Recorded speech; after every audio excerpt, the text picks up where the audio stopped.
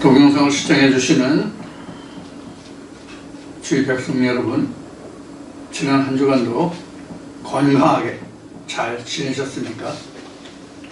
이제 계절은 오늘 2026년 7월 26일이죠. 7월도 이제 다 하고 있는데 중복이 이제 어제 지났죠. 중복도 지나고 이제 말복 하나를 남겨놓고 있는데 이제 장마가 이제 사실상 끝나고 이제 본격적인 여름 더위로 접어들게 되겠습니다. 건강 유념하시고 하나님과 함께 건강한 여름 나실 수 있기를 기원합니다. 자, 오늘은 지금 말씀드린 바와 같이 2026년 7월 26일 주일입니다. 자, 세월이 너무 더 빠르죠. 자, 오늘 주일 예배를 찬송과 기도로 시작하겠습니다. 오늘은 제가 뭐 좋은 목소리는 아니지만 이제 늙어서 목소리가 많이 갈라지고 목소리가 좋지가 않죠. 젊은 시절 같지 않은데 그래도 제가 오늘 우리 특송이라고 하는 얘기 많이 들어보셨죠? 교회 다니실 때 특송이라는 개념으로 제가 오늘 잘하는 독창을 한번 해보겠습니다. 목소리가 갈라지고 찢어지고 해도 여러분들이 이해하시고 들어주시길 바랍니다.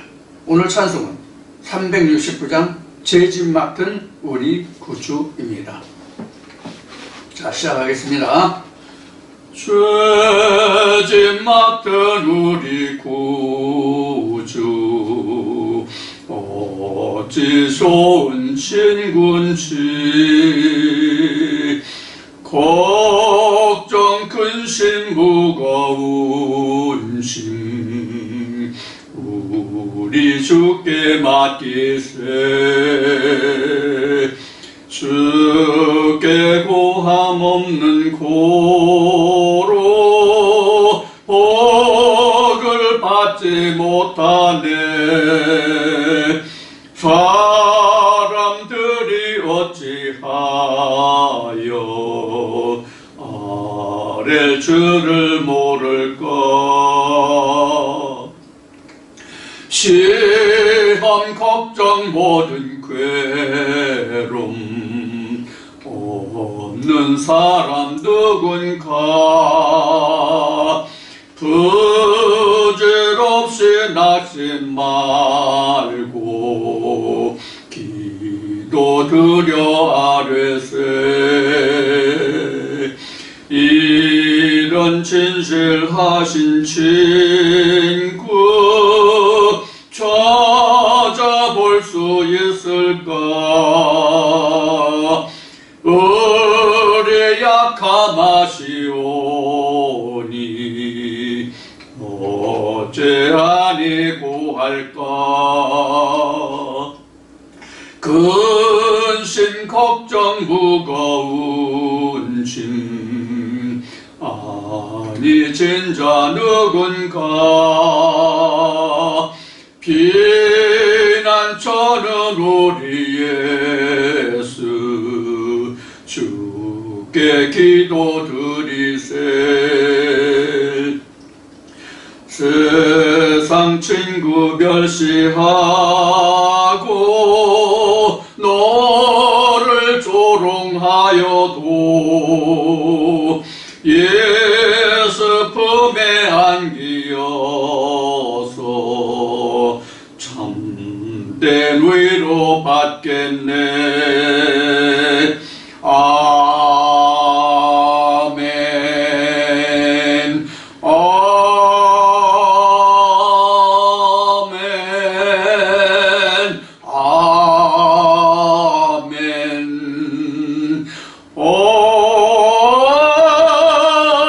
아멘. 아멘. 자, 오늘은 여러분들과 함께 이제 찬송을 먼저 드렸고 이제 기도로 시작하겠습니다. 만군의 주 하나님, 오늘도 우리에게 참되고 거룩하시고 신실하신 만군의 주 앞에 아버지의 말씀을 입어서 아버지를 배출입할 수 있게 하시고 아버지랑 함께 교제할 수 있게 하시고 아버지와 함께 동행하는 삶을 살아갈 수 있게 하여 주신 은혜를 감사합니다. 참으로 보잘것없는 인생 위에 영원부터 영원까지 살아계셔서 정령 티끌만큼 한 험과 티가 없는 온전하시고 거룩하시고 순전하신 만군의 말씀 안에 우리가 함께하고 우리가 아버지 하나님의 사람으로 지음을 받게 하여 주심을 감사합니다. 아버지 하나님은 진정한 감사와 은혜가 아버지께 있사오니 이 모든 감사와 영광을 아버지께 올리는 아버지께서 분명하시고 주의 백성들이 상 끝날까지 우리 주 예수 그리스도의 첩경과 정로로 인도하시고 구원하여 주옵소서. 오늘도 아버지께서 이 말씀으로 함께하는 주의 백성의 모든 영혼 위에 그 가족과 기도 위에 함께해 주시기를 원하고 오늘도 아버지 하나님 주의 성령이 이 말씀으로 함께하는 주의 백성의 모든 영혼을 주의 성령으로 인도하시고 역사하사 아버지 하나님의 지혜와 명철로 이 말씀을 보고 듣고 깨닫는 복되고 은혜의 시간 되게 하여 주시기를 원합니다.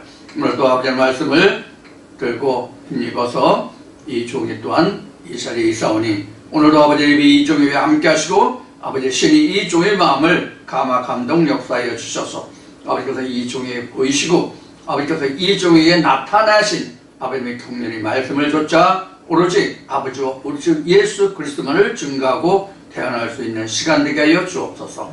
이 종의 입과 마음을 아버지께 맡기고 의탁하오니 아버지 입이 이 종에 함께 하실 때 우리 주 주의 성령이 교회에 들으신 말씀으로만 대하고 증거하고 자랑하게 하여 주옵소서. 오늘도 이 시간에 모든 것을 아버지께서 친히 주장하시고 인도해 주실 줄을 믿사오며 예수님의 이름으로 기도입니다. 아멘. 할렐루야. 감사합니다. 오늘 아침에 언제든지 그렇지만 오늘 아침에 특히 생각나는 것이 세월이 정말로 너무나도 빠르게 지나간다. 찬송에 있는 것 같이 초놈을 아끼라고 하는 찬송 가사도 있은 것 같이 며칠 전에 모내기를 한 것 같은데 집 앞에 돈 하나가 이른 올벼라고 그러죠. 올벼를 심어서 벌써 이삭이 나와서 지금 굽어 갖고 있는 그런 시간이 됐습니다. 엊그제 모내기 한 것 같은데 그리고 이제 7월도 이제 한 5일뿐이 안 남았어요. 5일뿐이 안 남고 이번 주 주말 토요일이 8월의 시작입니다. 이제 중국 어제 지났고 이제 말복이 8월 14일이에요. 8월 15일 광복절이 토요일이에요. 이제 8월 15일이 지나면 이제 아침 저녁으로는 서늘한 바람이 불고 이제 가을로 들어서겠죠. 여러분들 세월이 이와 같이 빠릅니다. 어찌 보면 인생이 무상하고 어찌 보면 하나님께 향한 소망이 있음에 세월이 빨리 흘러서 힘들고 어려운 육체의 그 고난의 삶을 벗고 근심 걱정 아픔과 고통이 없는 주님의 품 안에서 안식하는 그날을 고대하고 있습니다. 자, 여러분들 사시는 동안 건강하고 평안하게 살아가시길 원하고 오늘도 여러분들 이 말씀으로 함께하는 모든 영혼들을 위해 주의 평안이 함께하시를 축원드립니다. 자, 오늘은 여러분들과 함께 오늘은 이제 제목 말씀에 아브라함의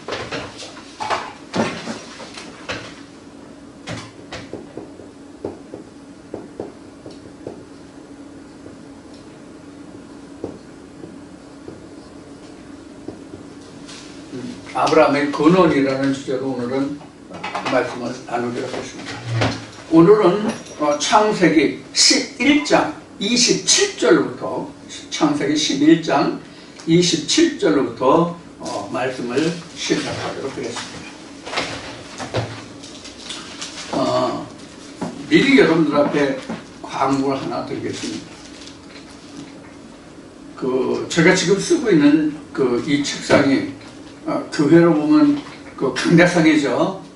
강대상이 좀 오래 쓰다 보니까 삐걱거리고 흔들거리고 소리가 잡음이 많이 나요. 여러분들 뜻이 있으신 분은 강대상 하나를 헌금해 주시면 새로 구입을 해서 사용하도록 하겠습니다.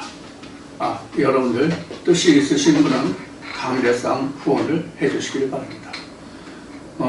헌금을 해 주시면 제가 좋은 것으로 하나 골라서 하든가 아니면 여러분들이 좋은 것으로 책상 하나를 헌물해 주시든가 해서 강대상을 좀 바꿨으면 좋겠습니다. 지금 있는 것이 또 무거워요. 목재가 튼튼하고 좀 보기에는 갑으로서는 가장 좋은 것인데 좀 무거워요. 그래서 목재라도 튼튼하고 가벼운 것이 있기는 있어요. 근데 가격이 좀 나갑니다. 그래서 여러분들이 참고하셔서 그렇게 해주시길 바라고요. 그리고 지난주 말씀을 이제 노아의 마지막 정리가 되겠는데, 노아에 관해서 말씀을 여러분들이 49번 시운한 분 이렇게 시청을 해주셨어요. 그래서 평균 이제 50명이라고 보면 되는데, 이 50명의 영혼들이 정말로 하나님 앞에 온전한 결실로 맺어줄 수 있는, 그리고 온전한 구원의 백성이 될 수 있는 그러한 영혼들이었으면 참으로 좋겠다 하는 생각을 했습니다. 자, 오늘은 이제 말씀드린 마치 창세기 11장 27절부터 말씀을 보겠습니다. 자, 제가 봉독하겠습니다. 창세기 11장 27절부터입니다. 데라의 후예는 이러하니라. 데라는 아브람과 나홀과 하란을 낳았고, 하란은 롯을 낳았으며, 하란은 그 아비 데라보다 먼저 본토 갈대아 우르에서 죽었더라. 아브람과 나홀이 장가들었으니 아브람의 아내 이름은 사레며 나홀의 아내 이름은 밀가니 하라의 딸이요 하란은 밀가의 아비며 또 이스가의 아비더라. 사레는 잉태하지 못함으로 자식이 없었더라. 데라가 그 아들 아브람과 하란의 아들 그 손자 롯과 그 자부 아브람의 아내 사레를 데리고 갈대아 우르에서 떠나 가나안 땅으로 가고자 하더니 하란에 이르러 거기 거하였으며 데라는 205세를 향수하고 하란에서 죽었더라. 아멘. 자, 이제 지난주의 말씀과 연결이 됩니다. 지난주 말씀과 연결되는 것이 뭐냐면 바로 데라라는 데서 지난주 말씀과 연결이 됩니다. 데라는 셈의 후예예요. 데라는 셈의 후예예요. 그래서 결국은 우리가 말씀이 정로로 흘러가는 그러한 계보를 갖고 있는 것이 성경의 족보예요. 그래서 족보 이야기를 지난주에도 했고 그 앞에도 한 것 같은데, 족보는 창세기 5장에서 그리고 창세기 11장에서 족보 이야기가 나오고 다시 마태복음에서 나옵니다. 물론 누가복음도 있다고 말씀드렸어요. 그런데 이 계보들을 누가복음을 제가 언급하지 않는 것은 하나님의 계보를 중심으로 말씀드리기 때문에, 하나님의 계보를 중심으로 말씀드리기 때문에 누가복음의 그 계보를 말씀드리지 않는 거예요. 성경의 특성이 뭐냐면 아담부터 성경이 기록하고 있지만 실상은 그 아담부터 기록하고 있을 때 큰 단어로 보면 아담부터 노아까지를 끊고 그 다음에 아브람부터 성경의 전체가 기록되어 있다고 생각하시면 됩니다. 그래서 우리가 이제 후에 나눌 거지만은, 그래서 우리가 많은 성경에서 아브람과 이삭과 아브라함이죠. 여기서는 아브람, 지금은 아브람 때지만 창세기 11장은 아브람 때예요. 창세기 17장 이후 가야 아브라함이 되죠. 할례를 통해서 하나님 말씀하시기 위해서. 그런데 지금은 아브람 때예요. 아브람 때라는 것은 아직 하나님의 살의 언약이 아브라함에게 미치지 않은 때예요. 그렇다고 아브라함과 아브라함이 다른 것이 아니에요. 하나님의 말씀이 같은 사람에게 어떻게 작용되고 깨닫고 역사되는가를 따라서 같은 한 사람이지만 이름이 달라져요. 결국은 이와 같은 역사를 기록하고 있는 것은 바로 무엇이냐면 하나님의 족통을 기록하고 있다는 얘기예요. 성경의 족보 이야기가. 그래서 누가복음에도 족보가 나와 있지만 누가복음 족보는 제가 거의 언급을 안 하고 있다 그런 얘기예요. 그래서 우리가 족보 얘기가 창세기 5장에도 나오고 여기도 나와요. 그런데 우리가 성경의 가장 근본되고 기본되고 최종 목표가 가나안이잖아요. 가나안 정복과 가나안에 하나님의 백성들이 들어가 사는 것이잖아요.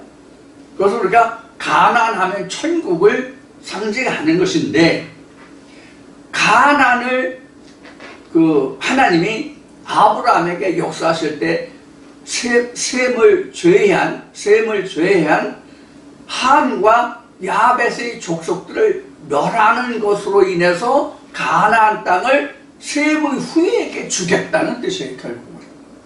그래서 성경의 역사를 놓고 보면 시족 간의 형제 간의 전쟁이에요. 이것을 우리가 성경에서 굉장히 중요시 여겨야 돼요. 이게 성경에서 가장 중요시 여겨야 된다는 얘기는 하나님의 말씀이 씨가 되잖아요. 물론 성경에서는 혈통의 족보를 이야기하고 있어요. 성경에서는 혈통의 족보를 이야기하고 있지만 실상 우리에게 있어서는 내 몸에서 낳은 씨들이잖아요. 현재는. 그러니까 현재는 혈통의 족보가 아니라 성령의 족보, 즉 말씀의 족보란 말이에요. 그래서 노아의 족보에서도, 노아의 계보에서도 노아의 세 아들들에서 말씀을 드렸듯이 노아의 세 아들은 노아 때는 실상의 세 아들이지만 현재 우리에게는 성전의 이러한 모습이다 하는 것을 말씀드린 거예요. 그러면 지금 족보 이야기에서 말씀드렸듯이 성경의 족보는 사실상 적통만 적어왔잖아요. 아들들이 하나뿐이 없기 때문에 아브라함 때도 이삭과 야곱이라는 그런 족보가 적혀진 게 아니에요. 물론 이삭은 하나뿐이 없어요. 독자예요. 그럼 야곱은 에서와 야곱이 있잖아요. 그럼 에서와 야곱이 있는데 왜 하나님이 야곱은 사랑하고 에서는 미워하였다고 했는지, 이 뜻이 무엇인지, 이런 것들을 우리가 이미 공부했어요. 아브라함 때. 자, 이와 같은 역사를 볼 때에 우리에게 이 말씀이 똑같이 적용되는 것이 뭐냐면 하나님의 말씀이 내게 와서 씨가 돼서 그 씨를 이제 보는 거잖아요. 그 결국 어디까지 가느냐 하는 거란 말이에요. 그러면 실제 우리도 마태복음 족보에서 나타난 것 같이 가장 중요한 하나님의 족보 중에 족보는 아브라함부터 예수까지라는 이야기예요. 그것도 아브라함부터 예수까지 그 40대 역사가 마태복음에서는 끝나는 지점과 시작하는 점, 끝나는 지점과 시작하는 점 두 번이 반복되기 때문에 40대가 42대가 됐어요. 이 의미가 무엇이냐 하는 거예요. 이미 마태복음 때 이제 마태복음 그 족보에서 말씀을 드렸듯이, 그래서 우리가 성경의 족보는 지금 말씀드린 것 같이 각자 자기가 처음 하나님의 말씀을 받아서 그 말씀으로 시작한 때로부터 내가 예수 그리스도에 이르기까지예요. 거기에서 내가 아담부터 노아까지의 족보가 있고, 노아부터 또 아브람까지의 역사가 있고, 아브라함부터 예수까지의 역사가 있죠. 이렇게 세 토막이에요. 자, 지금 드린 말씀을 정리하면 이런 거예요. 아담부터 노아, 그 다음에 다시 노아부터 아브라함, 전에 한번 말씀드린 적이 있어요. 이게. 그래서 이 아브라함부터 예수까지 이런 얘기예요. 이런 이야기거든요, 성경이. 그래서 우리가 그 성경을 보면은 아브라함도 이제 뒤에 보면 이삭을 3일 길을 걸어서 모리아산에서 이제 그 하나님께 번제를 드리잖아요. 그리고 하나님이 모세를 만나서 내 백성을 이끌어서 3일 길을 향하여 내가 너희가 내게 예배하라는 말씀을 하시잖아요. 그래서 성경에 3일 길이 나와요. 3일 길이 다 이런 의미예요. 3일 길이 이런 의미라고. 그래서 창세기 1, 2, 3장도 3일 길이에요. 창세기 1, 2, 3장도 3일 길이라고. 창세기 1장이 한때요, 창세기 2장이 반때요, 창세기 3장이 반때요. 그래서 일주일 7일의 역사를 성경에 기록하고 있어요. 그런데 성경은 이미 여러분들에게 말씀드린 바와 같이 창세기 4장부터 요한계시록 아멘까지가 바로 세때예요. 하나님의 역사를 완성하는 그 세때에 속하는 것이 창세기 4장부터 어디까지라고요? 요한계시록 아멘까지란 말이에요.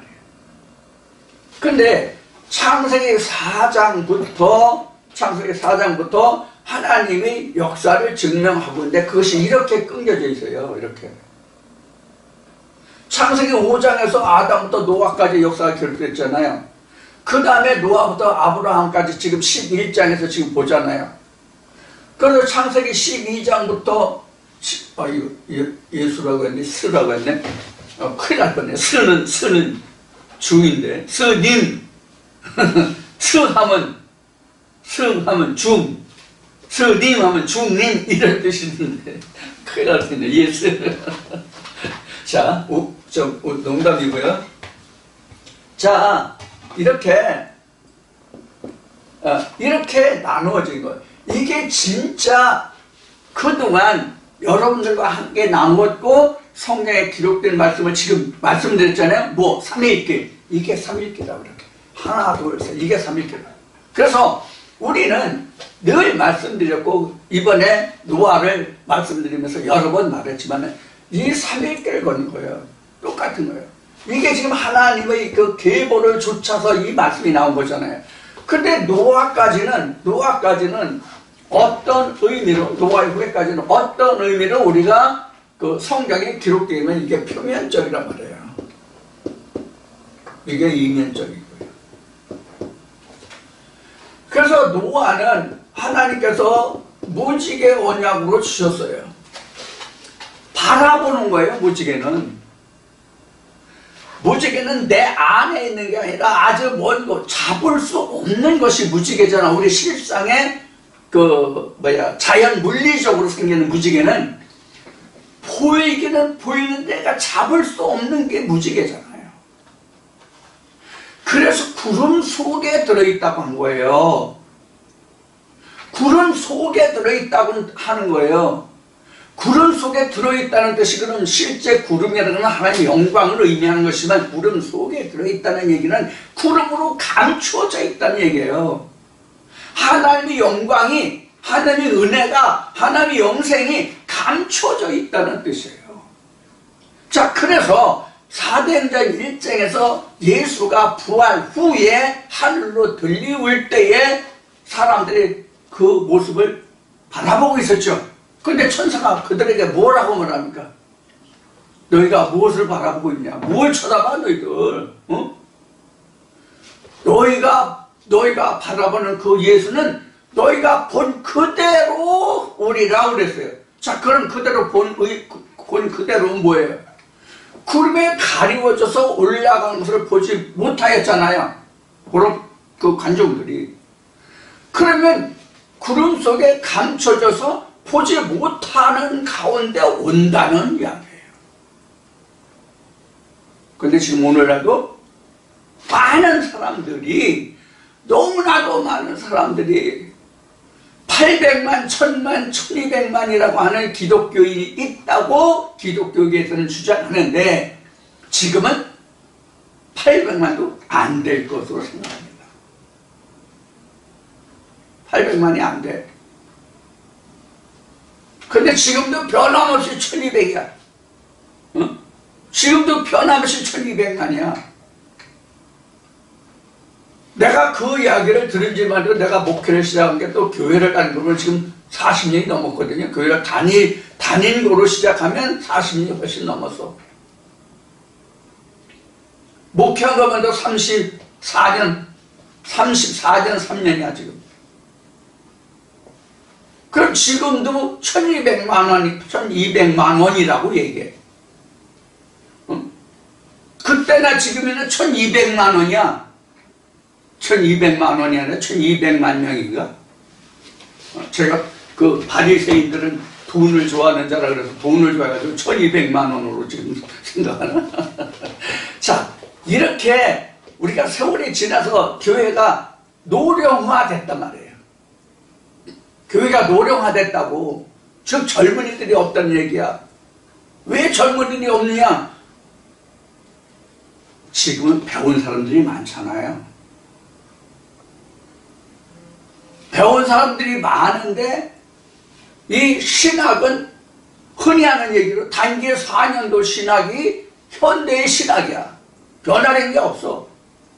아, 변화된 거 있구나. 변화된 게 뭐냐면 분야가 다양해졌어. 신학이 일반 종합대학하고 똑같아. 모든 과목이 다 있을 정도야. 신학은 하나님의 신이에요. 공부할 게 없잖아. 거기에서 무슨 문학이 나오고 뭐 이러냐고. 응? 이게 성경이 문학이에요? 성경이 문학이냐고.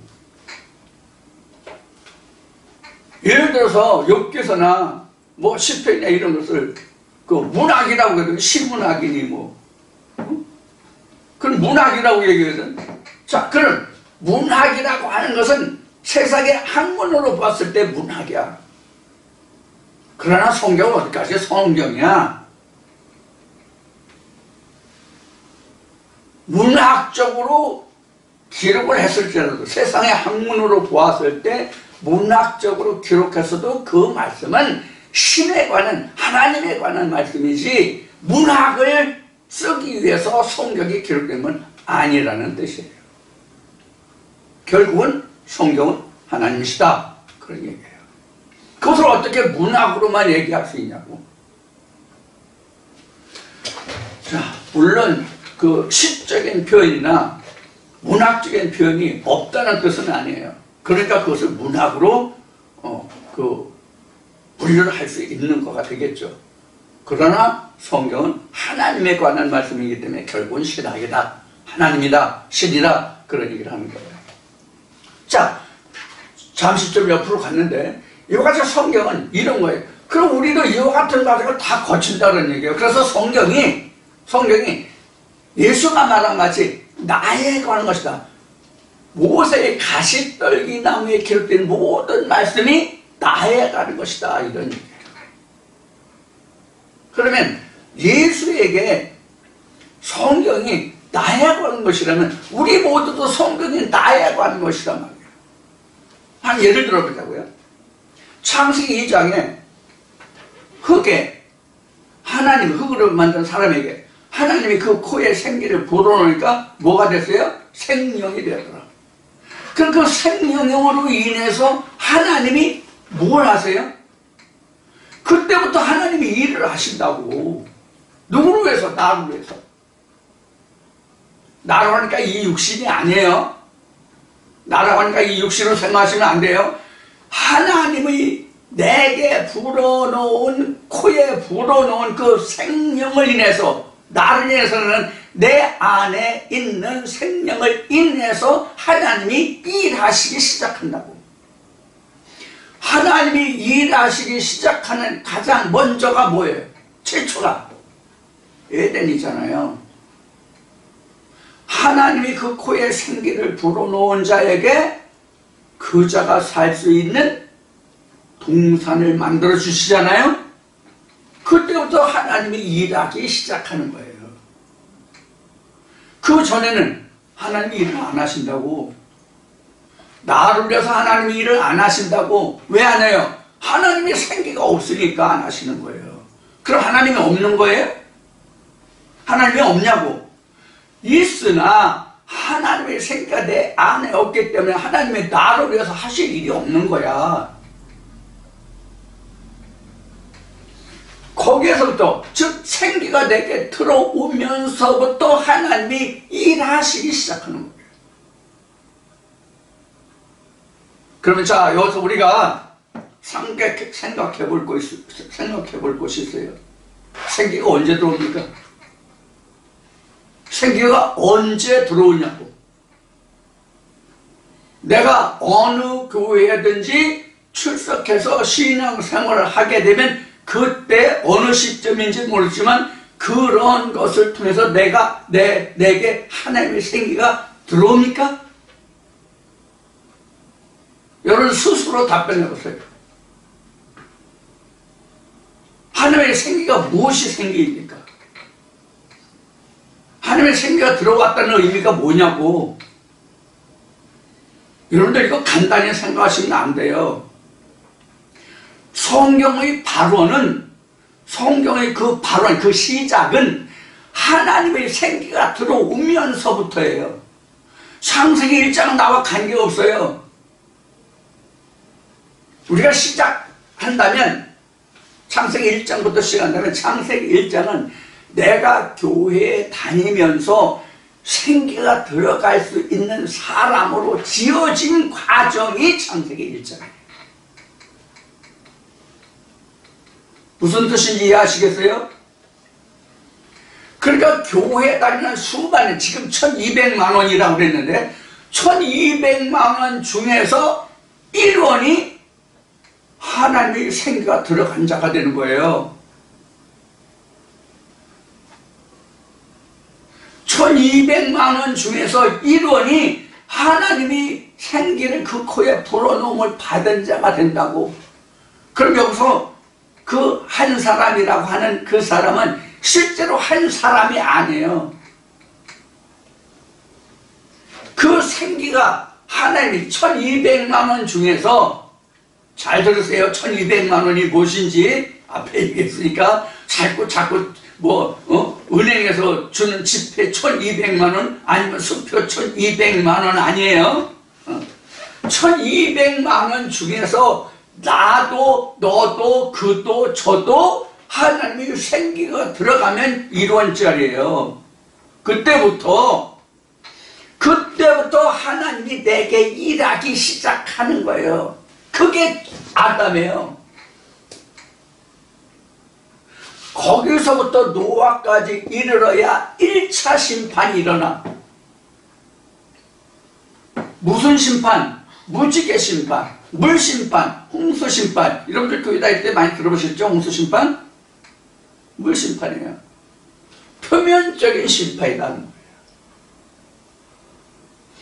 여기서 살아남은 자는 누구냐? 똑같이 생기가 들어갔지만 여기서 살아남은 자가 누구냐? 노아예요. 같은 아담으로 생기가 들어간 사람으로 시작을 했지만 결국 최후에 하나님의 의인으로 남아진 자가 누가 한 사람이에요. 그래서 아담부터 노아까지. 그러면 노아는 이미 말씀드린 것처럼 무지개 언약을 받았잖아요. 무지개 언약을 받았다는 얘기는 바로 물심판이 지났다는 얘기예요. 그래서 물심판이라는 얘기는 무슨 얘기냐면 율법이에요. 율법에서 건짐을 받은 자가 바로 노아예요. 이해하셨어요? 그러니까 무수한 하나님의 말씀 이런 속에서 진짜 하나님의 말씀을 찾은 자가 노아예요. 근데 그 노아라고 해서 그 시들이 다 온전한 자가 아니에요. 그런 의미가 노아의 아들이에요. 그래서 이미 노아가 그것을 알고 세 아들을 축복을 하잖아요. 근데 축복을 하는데 거기에 축복만 들어있어요? 함은 사실 저주를 받은 거잖아. 자기 아비가 아들을 저주해. 아니 실제로 자기 아비가 자식을 저주합니까? 내어 쫓을지라도 성경에 기록된 대로 다투는 여인과 함께 사는 것보다 내어 쫓고 혼자 사는 게 낫다고 하는 말씀같이 내어 쫓을지라도 사실은 저주는 않는다고 잘 되기를 바라지. 실제 부모 같으면 자식을 내쳤을지라도 하도 속썩이고 뭐하고 해서 내쳤을지라도 그 자식을 불쌍히 여기고 긍휼히 잘 되기를 바라고 하지 저주는 않는단 말이야. 적어도. 근데 저주를 했다? 우리가 육신적으로는 그렇게 할 수 없지만 영적으로는 분명히 확실히 저주해야만 돼요. 그럼 저주라는 것은 뭘 의미하는 거예요? 저주라는 것은 결국 죽고 멸망하기를 바라고 원하는 거잖아요. 실제로 우리가 저주라는 뜻은 우리가 성경에 기록된 의미로 말한다면 저주라는 것은 어디가 저주를 받느냐면 가나안 본토에 살고 있는 원주민이 저주의 대상이에요. 그러면 이스라엘 백성들은 실제로 가나안 땅이라는 지경이 실제 땅을 놓고 하나님이 그 백성들을 인도해 가셨죠. 그러나 오늘날 우리가 하나님의 에덴을 무엇으로 생각합니까? 우리 마음으로 생각하잖아요. 이것은 신학에서 우리 마음이 그렇다고 얘기해요. 왜? 성경에 그렇게 기록되어 있잖아. 내 마음에 하나님의 성전이면 성전되고 알지 못하는 말씀이 있잖아요. 그럼 하나님의 성전이 뭐예요? 가나안이고 에덴이대로 천국이잖아요. 그러면 이 말씀을 우리가 생각해보면 하나님의 나라를 건설하는 것이 실제 이스라엘 백성들이 가나안 땅에 갔던 그 축복이 아니라 우리 마음 안에 하나님의 나라가 건설되는 거잖아요. 이게 예수 그리스도가 요한복음에서 이 성전 허물어 47년 동안 지은 성전을 허물어 내가 3일 만에 다시 일으킬게. 당시 제자들이 이 뜻 알았어요? 이미 여러 번 요한복음 공부할 때도 말했지만은 이미 그들은 제자들도 이 말의 뜻이 무엇인지 몰랐어요. 그러다가 예수가 부활한 후에 그때 내가 3일 만에 성전을 일으켜 세운다고 한 뜻이 이것이구나 하는 것을 깨달았다고 거기 이 뒤에 이어서 말씀이 나왔습니까? 안 나왔습니까? 그게 지금 우리를 보면 이런 단계, 여기에서 하나님의 성전이 세워지잖아요. 그것도 마지막 단계에서. 그래서 여기가 초실이 된 거예요. 레기 보면 이스라엘 백성들이 절기가 나오는데 레기 23장인가 보면 절기가 나와요. 절기가 나오는데 그 절기가 바로 예수를 상징하고 모든 절기가 나와 있는 거예요. 어디서부터? 6월절부터 6월부터 77절 수장절 이거 다 예수의 오시기까지의 절기라고. 그걸 의미한다고. 자, 이와 같이 우리가 이러한 과정을 다 거치는 거예요. 이거 창세 때 이거야. 그러면 우리가 천지창조라는 말씀을 왜 우리가 성경에서 알아야 돼요? 내가 천지창조가 돼야 하니까 알아야 되는 거지. 자, 그동안 천지창조를 우리는 여러 번 말씀을 대했어요. 공부를 여러 번 했어요. 그러면 지금 이런 질문을 드리고 싶어요. 여러분, 창세기 얼마나 이해하셨습니까? 창세기 1, 2, 3장 얼마나 이해하셨고 얼마나 나에게 하나님의 말씀이 근본 바탕이 되어서 주춧돌이 되어서 그 위에 하나님의 성전으로 세워지고 있으니까 이렇게 묻는다면 여러분 어떻게 대답하실 수 있어요? 창세기 1, 2, 3장이 아니고는 결코 이 말씀도 깨달아지지 않아요.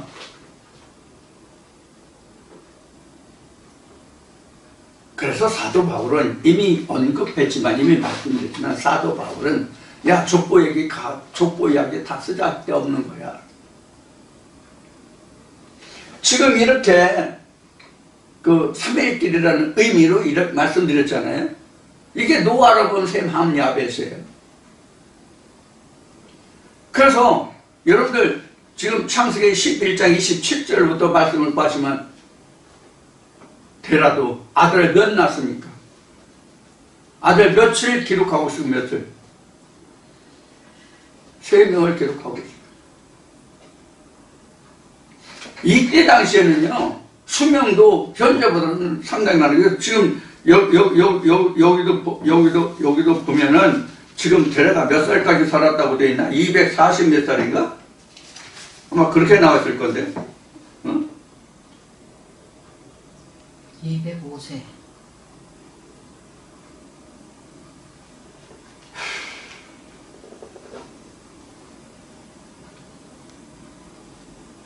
마지막 절에. 그러네. 테라는 205세를 향수했네. 아, 이렇게 살았잖아요.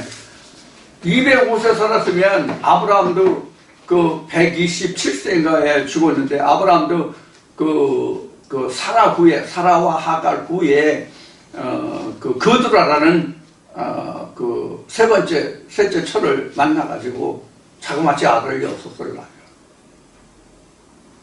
근데 200살을 넘게 살면 그보다 훨씬 많은 자녀를 낳을 수 있었겠죠. 근데 이 3자녀를 내고 있어요. 아브라함은 이 테라보다 훨씬 많은 600 몇 살인가 살았나? 근데 아들 3을 얘기했어요. 그것도 이 말씀에 보면 테라가 70세에 아브라함과 나홀과 하란을 낳았다. 그러니까 70세 이후에 낳았다는 얘기죠. 70세에 세 아들을 1년에 70세 되는 한 해에 세 아들을 낳았다는 뜻이 아니라 70세 이후에 아들 3을 낳았다 그런 뜻이에요. 그러니까 이때 결혼을 늦게 했다고 생각하면 되겠죠. 그래서 200년을 넘게 살았지만 결혼을 늦게 했기 때문에 세 아들만 두고 가족 계획을 해서 지금 생각까지 가족 계획을 해서 자식이 많으면 부양하기 힘드니까 가족 계획을 해서 3명만 낳았는지 모르겠지만 어떻게 요상하게도 어떻게 노아도 3아들, 테라도 3아들. 그러면 노아는 세 아들과 그 자부와 자기 아내와 8명이 노아 때에 심판을 받았잖아요. 그래서 8명이 구원을 입었다고 우리가 알고 있잖아요. 그러면 데라의 경우에는 데라, 아브람, 사레, 그 다음에 하란은 여기에 아예 언급되지 않고 나홀이 그 아들 나홀이 낳은 그 손자 롯을 기록하고 있어요. 이렇게 4명뿐이에요. 4명이요. 그런데 결국은 베라도 하란에서 죽었잖아요. 하란이라는 건 자기 아들 하란의 지경에 살았다는 의미로 보셔야 돼요. 그 성경에 여러분들 다시 성경 봅시다. 데라의 자손이 그 아브람과 나홀과 하란을 낳았고, 그런데 31절 말미에 보면 하란에 이르러 거기 거했는데 그 마지막 32절에 데라는 205세를 향수하고 하란에서 죽었다 이렇게 됐어요. 그러니까 자기 아들이 사는 지경에서 죽었어요. 그래서 결국은 아브람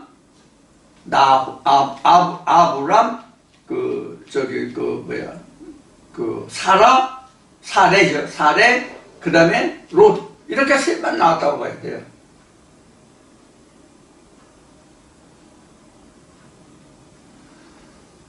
자, 그래서 결국은 그 아브라함으로 보면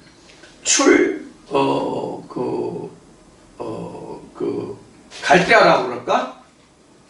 갈대아를 벗어나서 창세기 12장에서 이제 창세기 12장부터 이제 우리가 대강 훑어볼 거지만 창세기 12장에 가면 그 셋만 아브라함과 사레와 그 롯만 갈대 우르를 떠나서 하란 땅을 떠나서 애굽 땅으로 가는데 하나님이 지시할 땅으로 가라. 이렇게 이제 말씀하시는 걸로 12장이 시작되죠. 자, 이것은 창세기 12장에 넘어가서 우리가 공부할 것이고, 지금 이 시간 여러분들과 나눌 것은 무엇이냐면 지금 이런 거예요. 그래서 아브람도 이것을 따져보면 데라가 있고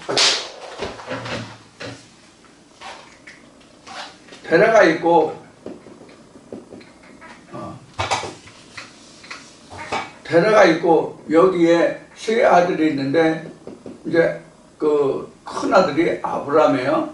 그 다음에 나홀인가요? 나홀이 지금 둘째인가?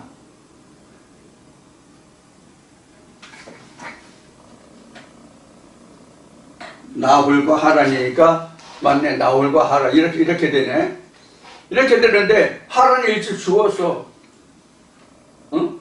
하란이 일찍 죽었나요? 하란은 그 아비 데려보다 먼저 번독할 때 우울해서 죽었더라. 그렇죠? 하란은 죽었어.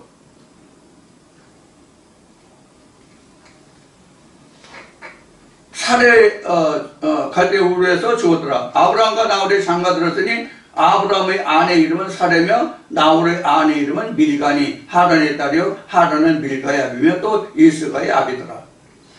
근데 여기서 보면 결혼 이야기가 나오잖아. 지금 이 말씀에 보면은 결혼 이야기가 나오는데 지금 그 아내들이 다 형제들이 낳은 여자야. 형제들이 낳은 딸이야. 그러니까 뭐예요? 사촌이죠. 그 자손은 형제들 밑에 낳은 여자들을 인해서 자식을 낳았으면 뭐예요? 사촌이죠. 사촌끼리 결혼한 거야. 그런데 우리가 여기 창세기 11장에서 보면 그 아브라함의 아내가 사레인데 사레가 누구의 딸이라는 언급이 없어. 누구의 딸이라는 얘기가 언급이 없어. 그런데 이후에 말씀해 보면 그가 나의 사촌으로 나의 누이가 되었음이라는 말씀이 나오거든. 그러면 그 아브라함의 처 사레는 나홀과 하란의 딸 중에 하나야. 근데 지금 여기서 보면 밀가가 나오잖아요. 밀가는 나홀이 낳은 딸이야. 밀가가 나홀이 낳은 딸이야. 그런데 이 딸이 누구와 결혼했어요? 누구와 결혼했냐면 하란의 아들과 결혼했어. 하란의 아들과 밀가가 결혼했어. 그 여기서 낳은 자식이 뭐야? 롯이란 말이야. 그래서 이때는 이렇게 사실때 지금도 그 일본도 사촌부터는 결혼할 수 있다고 들은 것 같은데, 일본도. 그런데 중동은 내가 그 80년대 초에 70년대 말 80년대 초에 중동에 가서 그 실제 현지에 가서 보니까 사촌이 가장 먼저 결혼할 수 있는 우선권이 있어. 사촌부터. 우리나라는 지금은 그렇지 않지만 우리나라 같은 경우에는 같은 동성동본의 결혼이 안 되던 시대도 있었어요. 지금은 8촌 이상인가는 그 결혼이 가능하다고 들리는 것 같은데, 그래도 우리나라는 가능하면 동성동본을 결혼을 안 하려고 하죠. 지금은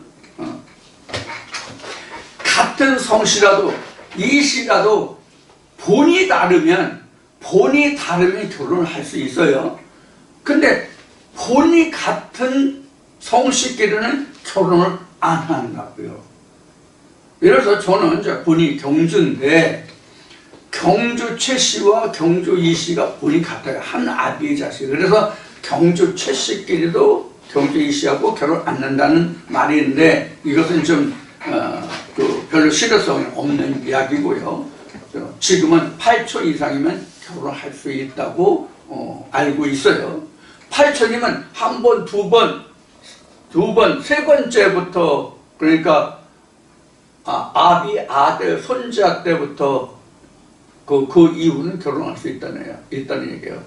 아비가 있으면 그 아들이 형제죠. 그 다음 사촌이죠. 사촌이 건너면 6촌이에요. 그 다음에 8촌이거든요. 그럼 1, 2, 3, 4대부터는 결혼할 수 있다는 얘기예요. 우리 족보를 보면 지금 젊은 사람들이 족보를 정말 모르더라고.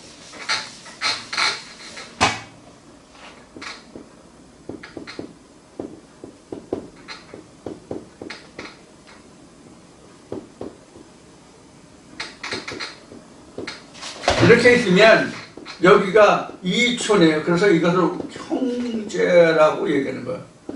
그래서 형제라고 할 때 이 형은 이촌을 뜻한다. 이렇게 볼 수 있어요. 형제가 쌍이라는 뜻이에요. 형이가 이런 의미에서 봤을 때는. 그 다음도 아들을 낳잖아요. 자식을 낳잖아요. 여기서는 사촌이에요. 그 다음에 여기서는 6촌이에요. 여기서 한 번 더 건너가면 이 아들이 8촌이에요.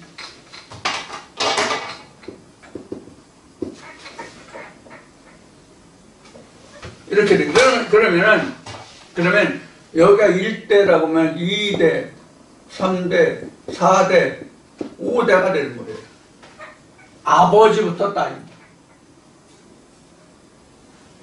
지금 오늘날 세대로 보면 이거 충분히 여기 8촌이 뭐 얼마 되지 않잖아요. 보통 우리가 30세에 결혼을 한다고 그러면 30세에 결혼한다면 우리가 80세를 우리가 향수한다고 생각해 봅시다.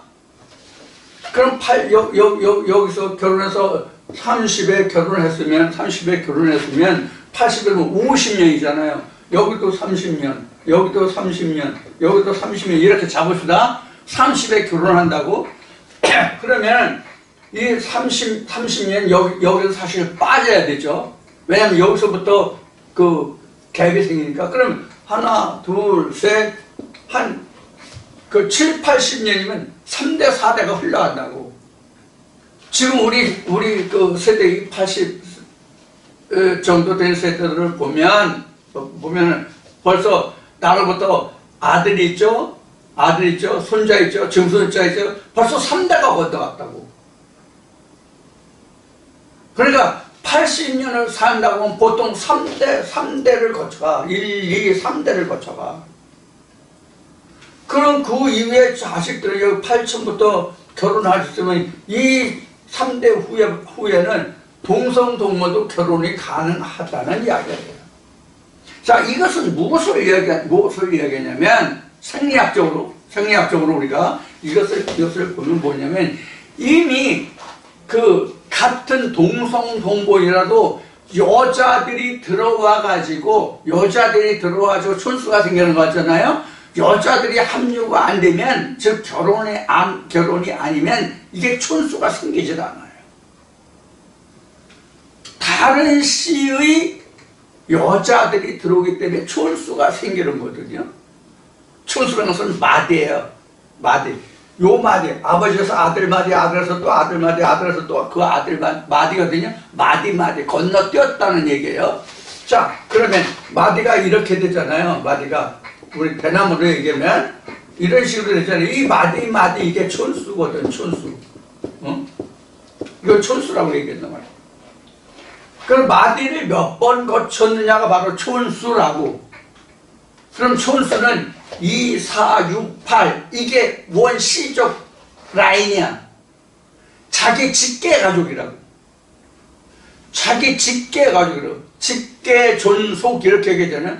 직계 존속이면 2, 4, 6, 8이 직계고 존속은 뭐냐면 3, 5, 7, 9 여기부터구나. 여기구나. 여기 아버지 형제들이 있으면은 그 아들들이 뭐라고 그래? 삼촌이라고 얘기하죠? 이게 이제 존속이에요. 직계와 존속. 이게 존속이에요, 여기가. 존속. 2, 4, 6, 8은 직계. 그러니까 성경도 족보가 하나님의 시적으로 직계만 나온 거예요. 존속은 안 나와요. 없어요. 존속까지 하면 무지무지하게 많죠. 이 아담의 후예, 정확하게 말하면 아브라함의 후예들이, 노아의 후예들이 전부 다 망라된 것을 다 기록해야 직계 존속이 돼요. 그러면 이 성경에 그 직계가 아니라 존속만 기록해도 이 성경이 엄청 아마 많을 거야. 누구는 누구라고 누구는. 그때는 자식들이 하나둘이 아니잖아요. 아브라함만도 아들이 몇 명이에요? 아브라함의 아들이 전부 여러분들 몇 명입니까? 아브라함에게. 자, 에서와 야곱이 있죠. 그만 둘이죠. 아브라함에게 야곱인가? 야곱인가? 에서와 야곱이구나.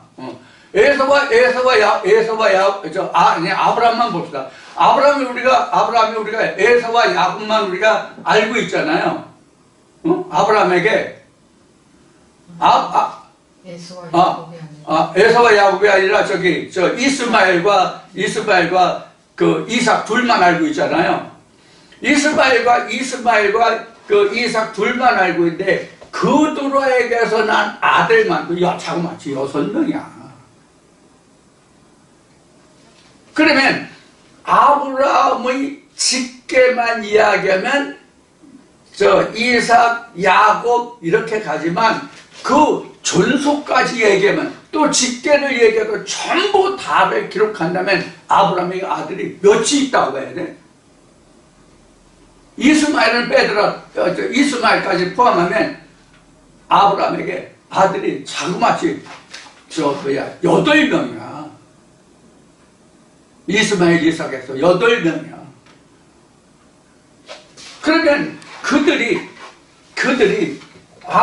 여기서 아브라함을 아버지로 본다면 아부가 원래 아비라는 뜻이니까 여기서 아브라함을 놓고 8아들을 다 기록해야 될 거 아니야. 이거는 직계잖아. 아들은 다 직계잖아. 아들은 마들을 건너가지 않았잖아. 한 아비 한 어미에서 난 자식들이잖아. 한 아비에게서 난 자식들이기 때문에 촌수가 없어. 여자는 달라도 배는 달라도 한 아비 여러 어머니가 있을지라도 배가 다를 뿐이지 촌수는 다 형제야. 이들은 야곱에게 있어서도 초가 넷이었잖아요. 야곱에게 있어도 초가 넷인데 그 아들들의 12이 다 형제지 촌수가 없다고. 그러면 촌수가 없다면 그럼 직계만을 다 이야기한다면 아브라함도 그 아들들을 다 이야기해야 돼. 8명을. 근데 아브라함에게는 우리가 이제 이 시간이 끝나면 이 아브라함의 근원에 대해서 이 공부가 끝나면 이제 아브라함에게 관한 말씀을 이제 전적으로 할 텐데 그 말씀으로 보면 오로지 아브라함의 씨부터 얘기해도 한 사람씩만 들어가 있거든. 이게 직계 존속 중에서도 하나님의 씨를 가진 자들로 이야기하고 있단 말이에요. 그래서 성경에서 기록하고 있는 족보 이야기는 다 다 그 직계지만은 직계 중에서도 하나님의 말씀의 신을 가진 자가 누구냐, 이런 맥락에서 성경의 족보가 기록되어 있다, 이렇게 보셔야 됩니다. 자, 이제 시간이 많이 지났네요. 이 시간 좀 짧게 하려고 했는데 생각보다 길어졌어요. 잠시 쉬었다가 다시 만나요.